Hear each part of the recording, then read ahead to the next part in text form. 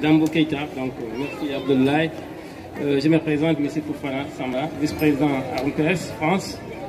Nous participons à cette fête depuis 3 ans par le biais de Blandine Serréré. On la remercie. Nous remercions aussi la municipalité du 14e arrondissement, oui, pour tout ce qu'ils font pour les habitants. On voudrait passer un message ici, mais malheureusement, les gens qui étaient censés peut-être appréhender notre message ne sont plus là, parce qu'il y avait quand même un certain nombre de professionnels, des agronomes, des ingénieurs dans l'agriculture, mais ils ne sont plus là.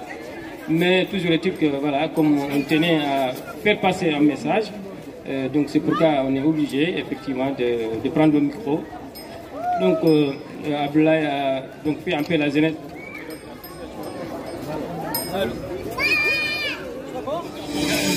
Porque lo siento en mi corazón.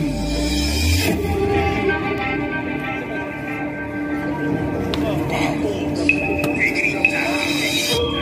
Mauritanien, de l'association RMPS, l'association mauritanienne pour l'éradication des pratiques esclavagistes et CCPN. Voilà, comme mon collègue vient de dire, M. Traoré Abdoulaye, secrétaire général de l'association. Voilà, donc on aimerait quand même dire pendant que le joli était là, mais malheureusement c'est par rapport à votre organisation, on ne sait pas pourquoi ça a été fait comme ça. On aimerait parler quand il y avait les professionnels de l'agriculture, de tous ces gens-là, et dire les difficultés que nos gens nous rencontrions chez nous. On aimerait le dire, les évoquer. Quel genre de difficultés à faire travailler déjà la terre. Comment on peut, ça ferait déjà, normalement ça ferait déjà une occasion de rencontrer des professionnels qui pourront, nous aider, comment on peut, ou bien nous montrer des relations ou autre chose, comment on peut faire travailler la terre. Déjà c'est une difficulté. Voilà, et encore, comme le collègue l'a dit, le collègue malien là, de l'association malienne qui a beaucoup parlé, surtout de la diaspora. L'investissement de la diaspora qui fait beaucoup de choses déjà en Afrique pour les citoyens africains qui sont restés là-bas, pour qu'ils soient indépendants, pour qu'ils soient autonomes, pour qu'ils puissent travailler la terre. Mais malheureusement, il y a beaucoup d'obstacles qui nous empêchent à ce qu'ils puissent la pratiquer. Voilà, on aimerait évoquer tout ça, mais malheureusement, comme ils sont pas là, ces difficultés, ça existe. Voilà, déjà qu'ils sont pas, il y a pas cette procédure d'accompagnement de nos autorités, de nos gouvernements. Il n'y a pas cet accompagnement, ça manque. Et puis d'autres choses. Les gens de diaspora, ils investissent, mais sans être sécurisés. Parce que quand on investit quelque chose, il faut avoir quand même une certaine assurance à ce que vous investissez, ça peut fournir quelque chose, ça peut rapporter quelque chose, et puis l'investissement ne va pas dans le vent. Ça, c'est quelque chose, on aimerait dire ça, on aimerait avoir des professionnels qui pouvaient nous, comment dirais-je, voilà quoi. Donc il n'y a pas ça. Et l'autre difficulté est que cette population, les gens qui veulent travailler la terre, ils rencontrent quand même d'autres difficultés, comme il l'a dit. Les chefs, les autorités coutumières qui sont là-bas, qui détiennent les terres depuis le temps ancien, et les autorités locales. Donc même les textes qui sont prévus pour ça, les textes ne sont pas mis en application par les administrateurs locaux. Donc tout ça là, c'est des difficultés. Et c'est pourquoi ça empêche aux investisseurs, c'est-à-dire aux gens de la diaspora, qui n'arrêtent pas d'investir, et qu'à l'arrivée, il n'y a pas de sécurité, il n'y a pas beaucoup de données, il n'y a pas de le revenu n'arrive pas à, comment dire, on ne voit pas de bénéfices par rapport à ça, à nos investissements. Et toutes les populations qui viennent périr dans les mers pour immigrer, pour venir vers l'Europe, la diaspora est consciente de ça, voulait à tout prix retenir ces gens-là pour qu'ils travaillent la terre. Mais bon, il y a toutes ces difficultés qui est là, donc on aimerait le dire. Comme a dit mon collègue, et il y a ce côté aussi, ce côté d'esclavage que nous combattons. Malheureusement, il existe encore l'esclavage moderne. Il y a certaines choses, quand on refuse à ces pratiques, il arrive à des gens, des sanctions, des privations de terres, pour que les gens n'arrivent même pas à cultiver ces terres-là, parce qu'ils ont révolté contre ce système-là. Donc, tout ça, là, c'est des difficultés. Voilà, on aimerait quand même le dire, mais malheureusement, bon, comme il n'y a pas grand monde à écouter. Merci beaucoup. France, association des Mauritaniens qui lutte contre l'esclavage et ses séquelles. Je remercie l'organisatrice Madame Blondine Serere. Je salue toutes les personnes qui sont venues pour assister, pour participer à cette journée de la banane.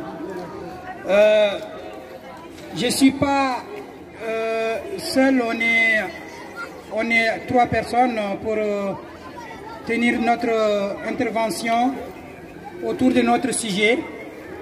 Effectivement, nous avons notre sujet qui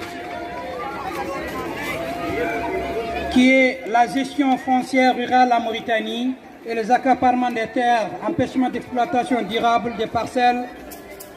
Donc, on peut aussi parler de migration forcée, l'usage des sols avec des systèmes agraires peu performants, des problèmes techniques et fonciers aussi qui sont récurrents, et des gestions foncières est aussi une source de tensions souvent communautaires et rurales et raciales. Effectivement, nous sommes venus aujourd'hui pour vous parler de ce problème. Ce problème touche à nos militants qui sont au pays d'origine en Mauritanie. Nous sommes dans notre association qui travaille pour éveiller, pour sensibiliser les consciences des militants, des esclaves ou des descendants des esclaves. L'année dernière, on était là pour vous parler un peu de ça. Et ces militants, ils sont carrément en situation difficile dans laquelle beaucoup parmi eux sont carrément discriminés. Raison pour laquelle nous voulons vraiment à ce que nous vous exposons, nous vous sollicitons surtout de soutenir notre association, une association qui veut vraiment aider ces victimes de l'esclavage héréditaire, ces esclaves qui ont toujours dans leur situation, dans leurs conditions de vie difficiles, avec les rapports avec les maîtres, et ces esclaves surtout, beaucoup le jour d'aujourd'hui sont sachés, sont lynchés, sont ligotés, et certains sont déjà assassinés. On peut penser à nos militants assassinés à Djandjoumé le 1er septembre 2020. Malheureusement, ces militants, ces braves qui ont refusé de leur statut d'esclaves. Donc du coup, ils ne sont pas seuls. Il y a énormément de personnes qui sont dans les mêmes situations, qui sont dans les mêmes conditions, mais qui ont besoin vraiment de nos soutiens. Et surtout, la plupart, c'est des agriculteurs. C'est des agriculteurs, mais malheureusement, ils cultivaient la plupart pour les maîtres.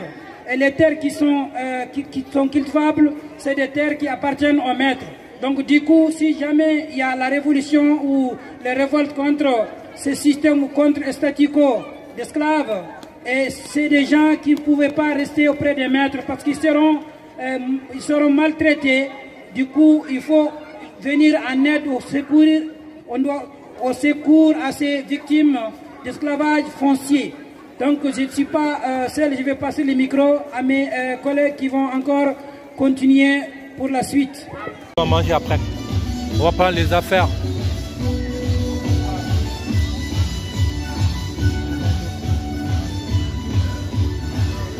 Voilà, en direct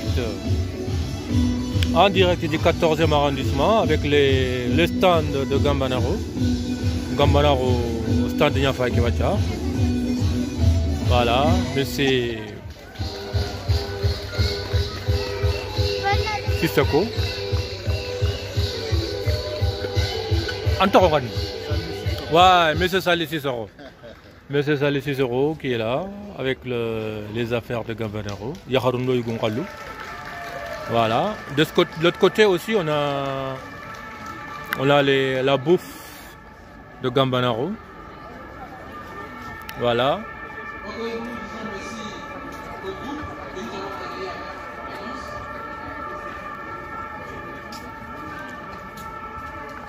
Gambanaro Yugandunya Faïkoua. Voilà, du tchèb poulet. Voilà. Maroumouchi avec du poulet. Voilà. Au dernier araignée d'Ili, Sira Mariko.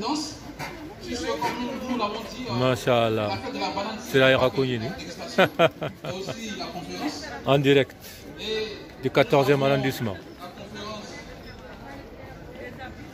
Nous avons deux conférences. La première portera sur le thème